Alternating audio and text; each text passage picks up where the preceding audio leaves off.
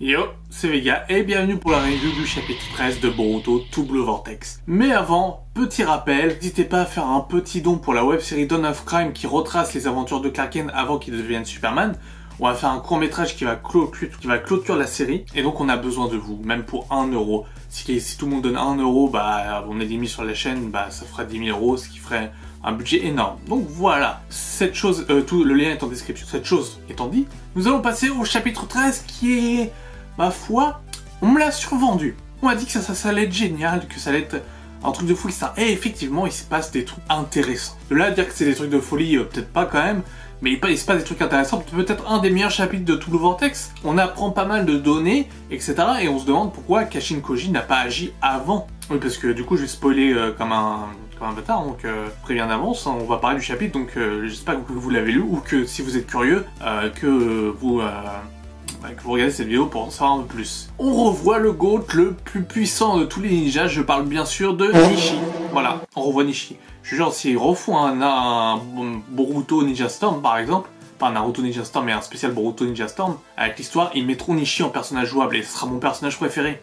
Et oui, parce que Nishi, il y a une Bug et Nishi, les deux personnes, tout le monde s'en bat les couilles, ils ont plus mis en avant que était Naruto ou Sasuke, en tout cas dans Two Blue Vortex. Repassons à la chose. Jura avait Boruto sous le coude, mais finalement, il décide de rentrer chez lui et de l'épargner, car c'est peut-être un destin de Dieu, d'une volonté divine, comme il dit, que ce ne soit pas l'heure de Boruto de mourir. Himawari profite de son pouvoir de Kyuubi qu'elle maîtrise au bout de 2 minutes. Ça, je ne comprends pas, c'est un peu what the fuck quand même. Kyuubi est maîtrisé en 2 minutes par Himawari, c'est vraiment du rush. On voit qu'on est dans le rush dans Two Blue Vortex, pour je ne sais pas aller où, mais en tout cas, on voit qu'on est vraiment dans le rush.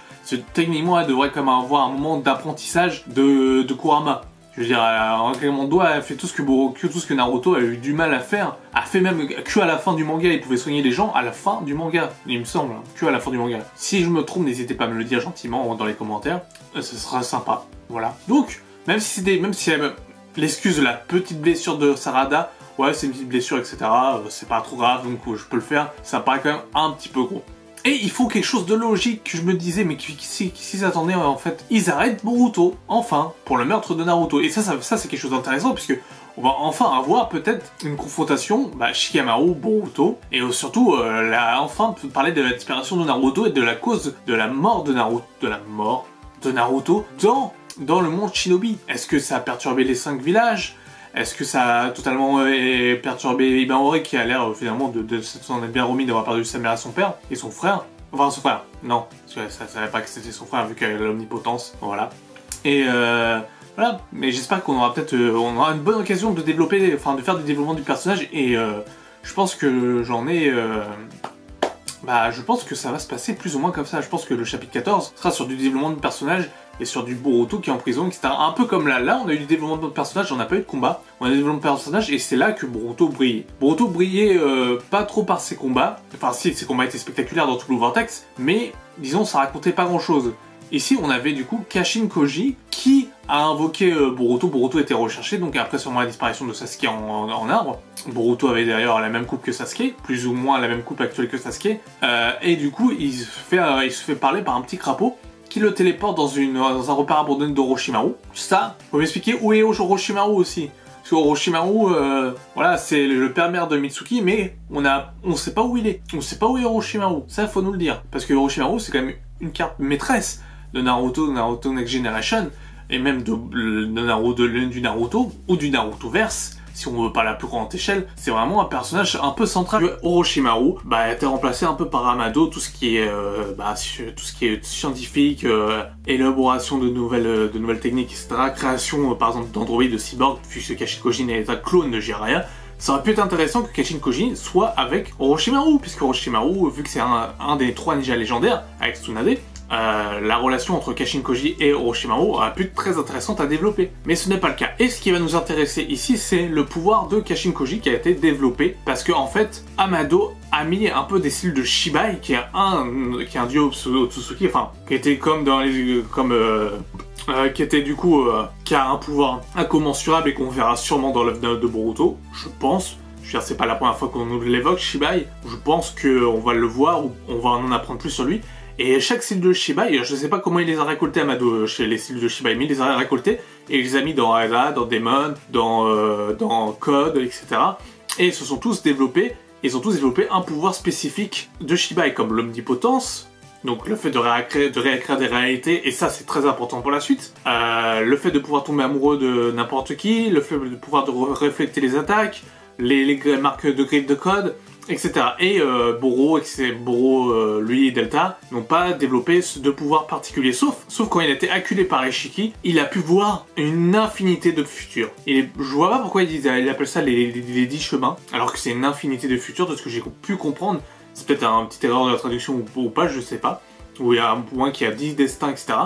Il voit tout ce qui se passe en même temps. Plein de timelines différents. Alors, le futur n'est pas figé, le futur se change directement au gré de nos choix. On décide de faire un truc A et qui va changer du coup le fonctionnement. Si on le fait ou on le fait pas, on crée du coup une nouvelle timeline, et etc. Le futur n'est pas figé dans une ligne droite. C'est ce que voulait dire du coup Kashin Koji. Et il a vu plusieurs futurs de Boruto. Des futurs où par exemple Ishiki aurait gagné contre Naruto, Boruto, Kawaki, etc. Donc voilà, et ça c'est intéressant parce que on se dit que du coup le futur n'est pas figé. Et là, il a une solution pour sauver Sasuke. C'est ce qu'il a dit. Il a dit j'ai une solution pour sauver Sasuke. Il a pas dit Naruto. Il a dit j'ai une solution pour sauver Sasuke. Mais du coup, mince, qu'est-ce que je voulais dire? Voilà. Mais du coup, il dit à Boruto qu'il y aura des Shinju plus tard. Enfin bref, que Jubi, il faut arrêter Jubi vraiment parce que c'est ce qui va causer la perte de la Terre. C'est un des pires futurs possibles. Et dans ces pires futurs possibles, vraiment le pire du pire, c'est que les Shinju prennent possession de la Terre. Donc la création, etc. Et il y en aura plus de 400 Shinju. Ils sont 4 pour l'instant. Il y a plus de 400 personnages. Un roster, carrément un putain de roster de fous malades, de Shinju, etc. avec leur propre identité, etc.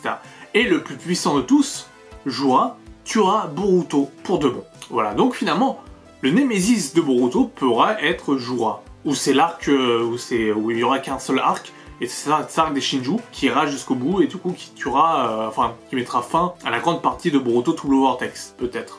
Ou peut-être pas. Je ne sais pas. Mais en tout cas, c'est vachement intéressant, et on sait du coup qu'il y aura un combat Boruto contre Jura. Alors, Kashin Koji dit bon bah écoute, je peux t'apprendre les techniques que tu connaîtras dans le futur.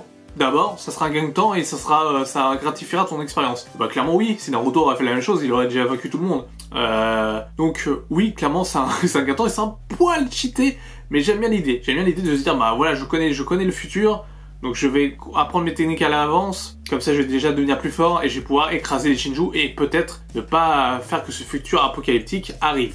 D'ailleurs, les paroles de Boruto sont très claires, il ne veut pas tuer Kawaki. Par contre, Code, ça dérange pas, ou qui que ce soit d'autre, ça dérange pas, mais il veut pas tuer Kawaki. Il veut ramener ce crétin de frère, comme il dit, à la raison. On dirait un peu Naruto avec Sasuke, mais voilà, ça c'était cool. Et du coup, la fin du chapitre, et le fait qu'Hidari n'est pas mort.